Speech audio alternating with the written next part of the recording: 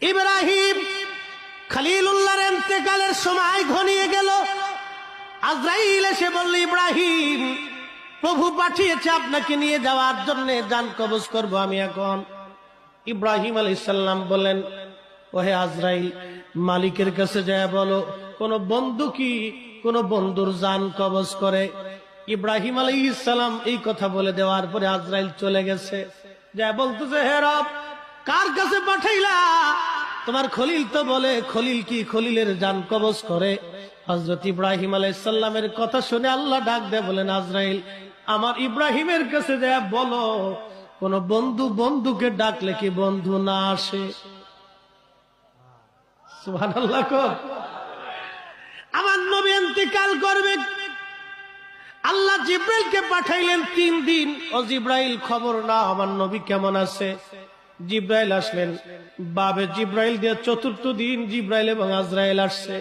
সালাম দিয়ে বলেন, আসসালামু আলাইকা ইয়া রাসূলুল্লাহ। নবী গো, অনুমতি যদি দেন তাহলে হুজরা মুবারকে আসবো, অনুমতি না দিলে আমরা ফিরে চলে যাব। জিব্রাইলের মতো মুকাররাবিন ফেরেশতা অনুমতি চায় আমার নবীর বরগাহে ঢোকার জন্য। তিনি হাবিবুল্লাহ। নবী অনুমতি দেওয়ার পরে আজরাইল ঢুকলেন, সালাম দিয়ে বলেন, হুজুর, আল্লাহর ফরমান, আপনি যদি চান তাহলে আপনার জান কবজ করব, আর যদি না চান আমি ফিরে চলে যাব। যতদিন মন চায় ততদিন আপনি দুনিয়াতে থাকবেন। জিব্রাইল ডেকে বলে, হুজুর, হুকুম দিলে চলে যাব।